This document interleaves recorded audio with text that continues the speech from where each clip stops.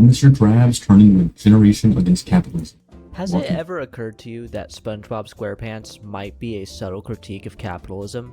If you look at how Mr. Krabs runs the Krusty Krab, I think you can make a pretty good argument that... Yeah, I mean, he literally, all he cares about is money. His whole catchphrase is money, money, money. So, I mean, it does make sense, but at the same time, I feel like this is a little bit of a stretch. I don't think it turned an entire generation against it. Bob's depiction of capitalism has contributed to a growing anti-capitalist sentiment among young people. Quite simply, the more I think about it, the more SpongeBob comes across as classic anti-capitalist propaganda. If you live in the Western world, chances are money is a pretty important part of your life. We are taught that money is very important from a young age. The more of it you have, the more success. Yeah, if you really think about it, Mr. Krabs is kind of a bad guy in the show. He wants to keep the money all to himself. He says he gives SpongeBob like cents. He gives Squidward like cents. He doesn't actually even pay them barely at all. And he wants to keep money away from Plankton, which is already kind of weird. I think he's kind of like the villain in the show. You never really think about it until you get older, but Mr. Krabs is the villain. I grew up in the United States, where I think this message is particularly prominent. I mean, when I think of capitalism, I think of the United States first.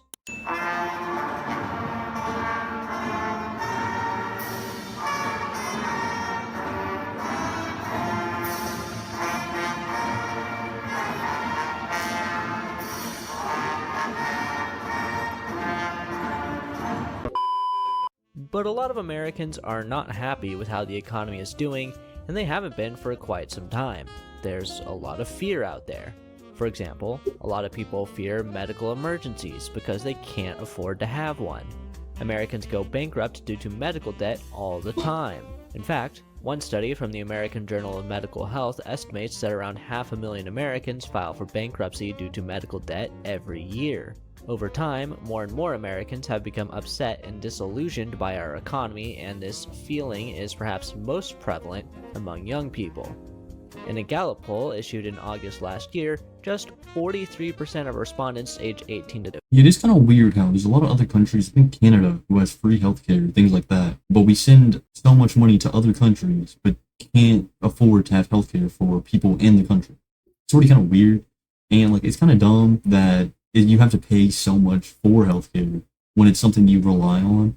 Like if you break your arm or some shit, you shouldn't have to like take out a fucking loan just so you can pay back for your medical expenses. It doesn't make any sense, and it's kind of dumb that it's the way America's run, just for higher ups to get more money out of it. 11. And if you pay for it, you have to 35 to 54 and 55 or older had net you have to risk being able to of capitalism of even to +6 get accepted. and They can +27 respectively.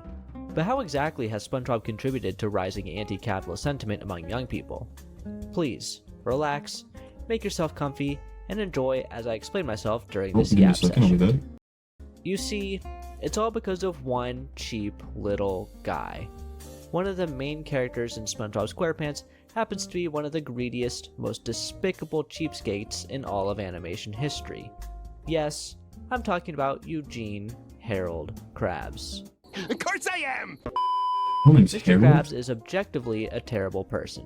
All he cares about is money, and he will do whatever it takes to get as much of it as possible with no regard for the well-being of others or even the law. We are introduced to Mr. Krabs in the very first episode of the show, Help Wanted. We actually don't really learn much about him in the pilot though, other than that he owns a restaurant called the Krusty Krab where he works with Squidward, who we don't even know is SpongeBob's neighbor yet. We don't really get an idea of how bad Mr. Krabs is until episode 5A, Pizza Delivery. This episode might not be the first one that comes to mind when you think about Eugene being a cheap asshole, but even then, the plot is still pretty damning.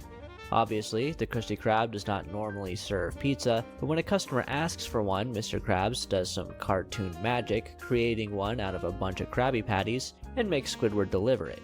Similarly, delivery is a service that the restaurant does not normally offer. Assuming Bikini Bottom has labor laws, Mr. Krabs would... I always forget that SpongeBob just can't drive. I don't think about it because I'm pretty sure he drove in like the movie where he's in the Burger Mobile or whatever. But in like all the early episodes, he just can't drive for shit. He's crashing and everything. That's why he can't get his boat license. I never think about that. It's just like such a weird thing because He can drive the Krabby Patty mobile, but no car. It's so weird. Eugene will do anything for $1, including exploiting his employees. Perhaps I should say, even especially exploiting his employees. If you're lucky, you've never had to work a job where something similar has happened to you, but worker exploitation is pretty common. At least that's the impression I get living in the United States. Your results may vary depending on where you live. Anyways, Eugene makes this task even more miserable for Squidward by making him take SpongeBob with him. The two co-workers spend the next 11 minutes on a wacky journey that includes getting sucked in by an underwater tornado and almost getting hit by a truck. All just so Mr. Krabs could make $1. But this is just the tip of the iceberg. At this point, we're only starting to get an idea of what Mr. Krabs is really like. At this point in the show's history, we still don't know a lot of important things about him, such as how much he pays his employees. So yeah, we get to see a lot of red flags with Mr. Krabs before we really learn how greedy he is. Like in Karate Choppers, he goes out of his way to prevent SpongeBob from participating in a hobby that brings him joy. He even threatens to fire him over it until he finds out that he can use SpongeBob's love for karate as another gimmick to make more money. Thanks, Mr. Krabs. Very cool. Oddly though, I think our first real good indication of how greedy Mr. Krabs is comes in episode 17A, I'm pretty sure there's a whole episode where Squidward finally becomes or gets an offer from a musician or some shit. I reacted to this video. He gets an offer from a high-level musician saying he can work for him, make good money, do his dream that he's always wanted. And Mr. Krabs just throws him off a building and says, "No, I'll do it for you." He wants to make money out of it, and then just ruins it for him. Just ruins Squidward's dream just so he can't live. Dutchman's treasure. Oh, sorry. Such a bitch. Mr. Krabs is such a chub. Just look at the way he treats his crew in this episode. He forces them to travel far away from home, largely on foot, and without food and water. When nightfall comes, he makes them sleep outside on the cold hard ground when he gets to sleep in his tent, which is clearly more than big enough to fit all three of them inside. When they finally find the treasure, Krabs tries taking it all for himself. For some reason, this just makes me think of that meme of a fat rich guy drinking from a pipeline while an emaciated person desperately sits under a small leak. Luckily, though, the episode ends with the Flying Dutchman awarding SpongeBob and Patrick, while Mr. Krabs gets nothing. And that's exactly how it should work in real life too. Obviously, managers and bosses deserve their fair salaries, but the people who do the real hard work deserve to get paid too. And quite frankly, the average American worker is underpaid while much of the money that should be going to them is going to mega-rich CEOs and other executives instead. In fact, in just 1 year from 2024 to 2025, the 10 richest Americans' net worth increased by a combined $585 billion according to Forbes.com. If you go back to 2020, the increase in wealth of these individuals is a mind-bogglingly massive $1,402 billion, or in other words, $1.4 trillion. To give you an idea of how much money that is more than the GDP of most countries in the world. In fact, $1.4 trillion US would be between the Netherlands and Saudi Arabia, 19th largest in the world. Furthermore, their total net worth nearly tripled from $725 billion to $2.12 trillion, representing an increase of over 190%. That's what I'm saying. How can they have so much money but people can't even get healthcare? That makes no sense, right? How is that allowed? How can they make this much money? They can make billions and billions of dollars, but people can't afford free healthcare. They can't get free health. And if they can get healthcare, it's not even affordable. It's to where you have to go in debt to pay for it. Why? And then if you do actually pay, to have health insurance, you can just get rejected and then just be fucked. You fucked out all that money you've been spending. Less than 0.5% after adjusting for inflation, according to the Bureau of Labor Statistics. I'll leave links to all these statistics in the description below if you would like to check them for yourself.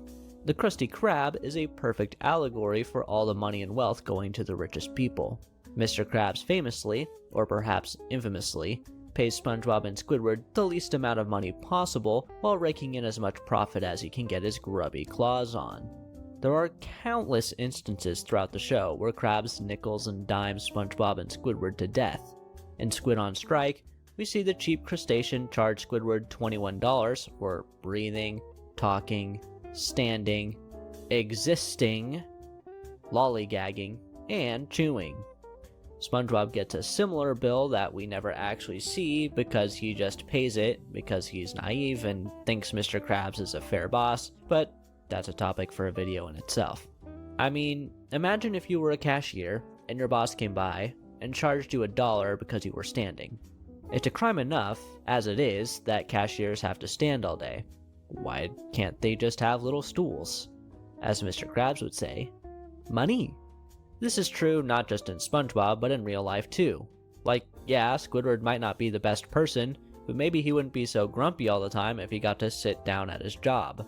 And that goes for real life cashiers too. Yeah, I never understood that. Why can't you sit when you're at like a gas station or something? You're sitting there for like however many hours a day, and you can't sit down? It's not affecting the people who are buying shit. It's not affecting anything. It's like, what, $20 for a stool? Why can't they do that? Or why can't you bring your own stool? Like, why is that all allowed? Something like that. Then they don't have to pay for it, so there's no downside. And the people get to relax a little bit. What sense does that make? Why do you have to stand for hours on hours for literally zero reason? It doesn't do anything. Without leaning on something for more than a couple minutes, let alone a 4, 5, or 8 hour shift. So shout out to all the cashiers out there.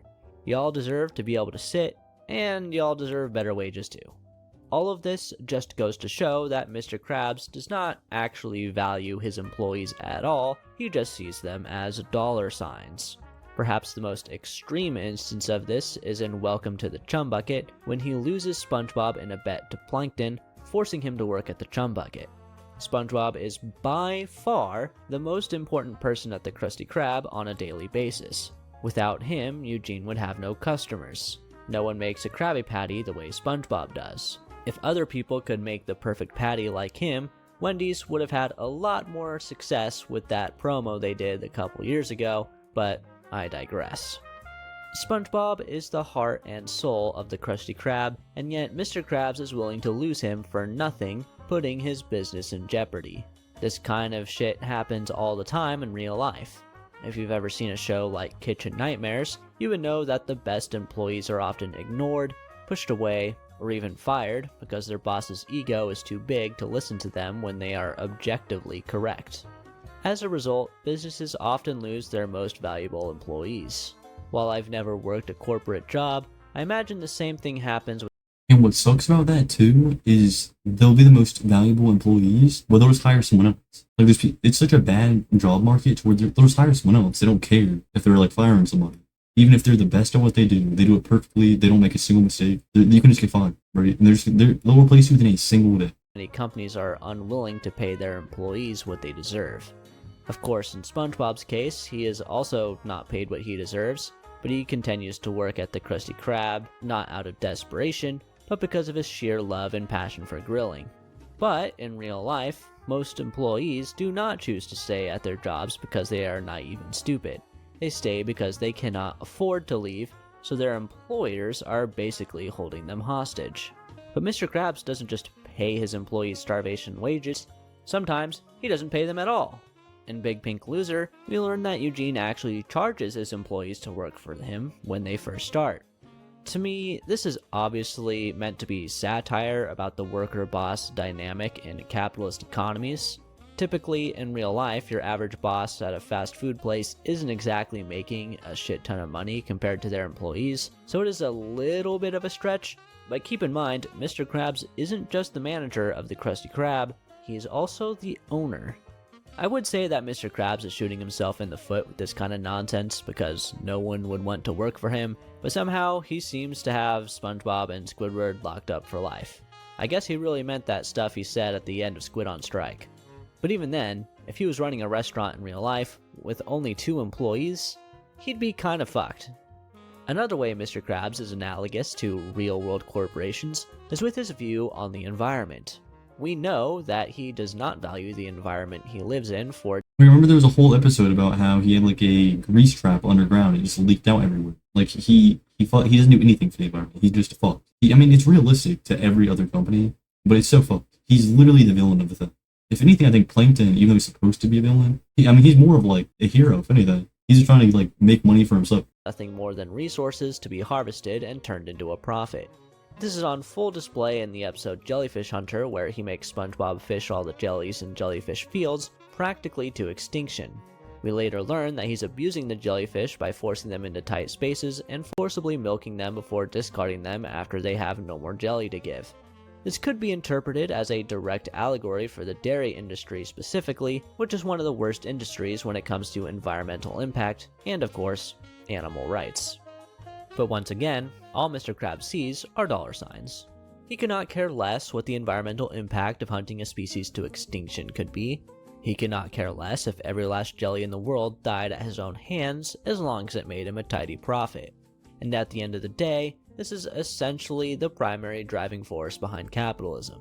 I can also see this episode being an allegory for the fossil fuel industry, as companies like Chevron and BP clearly place their own profit margins well above the safety and health of their consumers and the entire planet.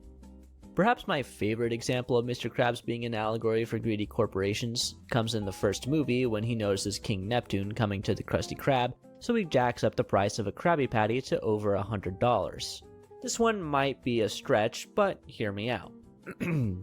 I would say that Eugene doing this is similar to a concept we are all familiar with now, crisis pricing. During the COVID pandemic, we saw companies jack up prices for basic necessities. Oh yeah, and like say there's a concert going on or like any kind of event nearby, like with hotels, they're gonna jack up the hotel prices, like Airbnb prices or anything, to like double their price. If there's any kind of event nearby or anything like that, it's fucked. Costs, and a number of other excuses companies made, which, to be fair, a lot of these things were real logistical issues created by the pandemic. But after things more or less returned to normal, the prices of a lot of goods never truly went back to where they were before, and we soon found out that a lot of the reason for the increased inflation, in the United States at least, was literally just price gouging. King Neptune visiting the Krusty Krab was not exactly a crisis, the way a pandemic is, but I think Eugene jacking up the prices just because he knows a rich customer is coming to the restaurant is indicative of the same mindset that these corporations have when it comes to squeezing every last penny out of the consumer. So far, I feel like I've really only scratched the surface as to how bad of a person Mr. Krabs is, but I think I've made my point. There are so many more instances of him just being a cheap asshole, like when he builds Krabby Land out of literal garbage to prey on children, or when he sells SpongeBob to the Flying Dutchman for 62 cents, or the time he forces SpongeBob to take a vacation so that he can save a nickel. I could keep going, but like I said, I think I made my point. So yeah, young people are starting to sour on capitalism, and with the way the economy is, it's easy to see why. The Krusty Krab is a great allegory for real-world economics, and Mr. Krabs is a great analogy for a greedy, capital-owning class. I gotta say though, I don't think I agree that he's the reason for it, or like SpongeBob's the reason for it. I don't think the generation is becoming like that because of SpongeBob. I think they're becoming like that. It's a real-world issue. This is an example of like showing off the issues in a cartoon, like kind of like a political cartoon. But that's not changing anything. People are like seeing things the way they see things because of real life and how things are happening. I don't think it has anything to do with SpongeBob specific. Bezos. But what do you think about Mr. Krabs? Is he the worst character in SpongeBob? Do you think he is an allegory for greedy CEOs and corporations? Did his behavior turn you against capitalism? I would really love to know what you guys think, so please leave a comment down below. With that being said, that is the end of this video. If you liked it, please do leave it a like, that would really help me out. If you want to know how I think SpongeBob influenced Gen Z's sense of humor, I'll put that video on screen for you to enjoy next. With that being said, take care. You like that video? I kind of agree. I really don't think that SpongeBob has anything to do with it on the generation. I think it's literally just the world, you know? It's just how things are. People don't want to deal with that bullshit, so people are changing. Things just switch up. Okay, love that video though. Y'all make sure you like. I'll catch you next time. I didn't do that. Make sure you like, subscribe, SpongeBob Historian. People need to make sure you like, subscribe, all that. And now I'll see you in the next.